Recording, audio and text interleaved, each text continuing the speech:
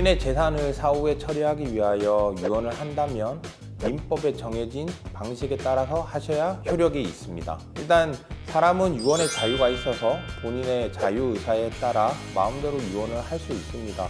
사례와 같이 가족뿐 아니라 친한 친구에게도 본인의 재산을 물려줄 수 있는 것이고요. 다만 이러한 유언은 유언자의 자유의사에 의하여야 하며, 만약 유언자가 치매 등에 걸려 의사능력이 없거나 제3자의 사기나 강박에 의해서 유언을 하게 된다면 이러한 유언은 효력이 없을 수 있습니다. 또한 민법에서는 유언의 방식으로 5가지, 즉 자필증서, 녹음, 공정증서, 비밀증서, 배수증서 이 5가지만을 규정하고 있으며, 이러한 형식에 반하는 유언은 그것이 아무리 유언자의 진위를 담고 있다 하더라도 무효가 됩니다. 유언 방식에 대해서 알아보면 가장 많이 접할 수 있는 자필증서에 의한 유언의 경우, 말 그대로 자필, 즉 본인이 유언장을 작성하고 그 유언장 전문 외에 성명, 주소, 연, 월일을 기재하여야 합니다.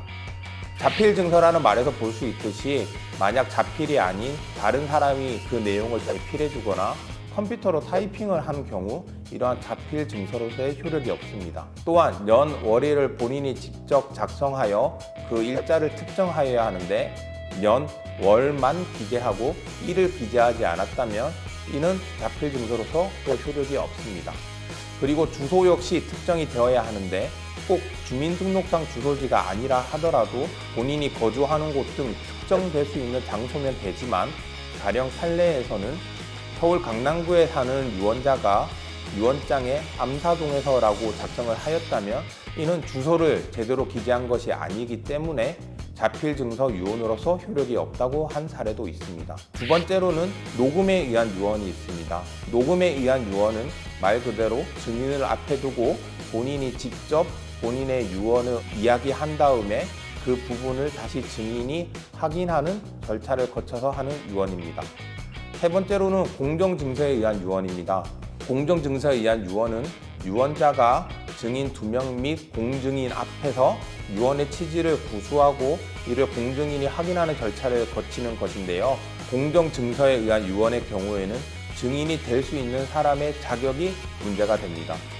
이러한 공정증서에 있어서 증인이 될 수 없는 자는 미성년자 또는 이 유언으로 인해서 이익을 받게 되는 자, 그리고 그 자의 배우자나 직계 비속, 그리고 공증인의 보조인이나 직원 등은 공정증서에 의한 유언에 있어서 증인이 될 수 없습니다. 다만 유언자의 친인척 등은 증인이 될 수 있습니다.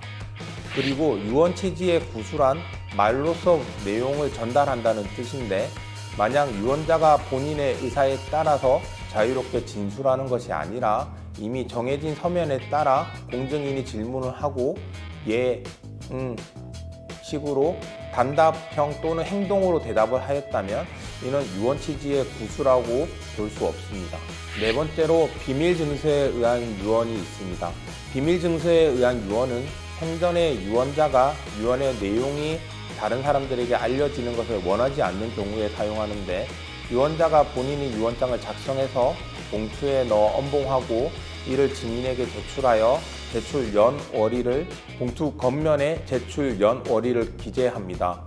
이러한 비밀증서에 의한 유언은 추후에 분쟁이 생길 위험성이 크고 또 훼손되거나 분실될 위험이 크기 때문에 그 제출 연, 월일로부터 5일 안에 공증인 또는 법원 서기관에게 확정 일자인을 받아야 합니다.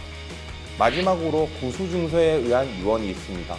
구수증서에 의한 유언은 질병, 기타 급박한 사유로 다른 4가지 유언을 할 수 없는 경우에 증인 2명을 면전에 두고 증인 1인에게 유언 취지를 구수하고 다른 증인을 통하여 이를 확인하는 방법으로 하는 유언입니다.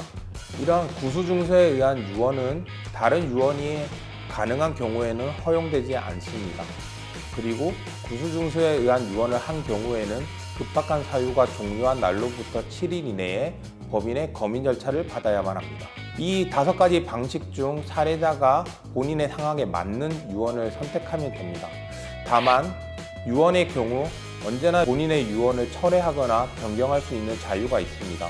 만약 유언장에 본인이 다시는 유언을 철회하지 않겠다고 작성한다 하더라도 그 유언을 철회할 수 있습니다. 사례와 같이 만약 유언자가 5가지 방식을 모두 유언에 사용한다면 이는 법적으로 아무런 효력이 없을 뿐 아니라 혹시라도 그 순서에 따라서 유언이 변경되거나 철회되는 문제가 생길 수 있기 때문에 그중 한 가지 방식을 택하여 유언자가 유언을 하는 것이 더 좋을 것으로 판단됩니다.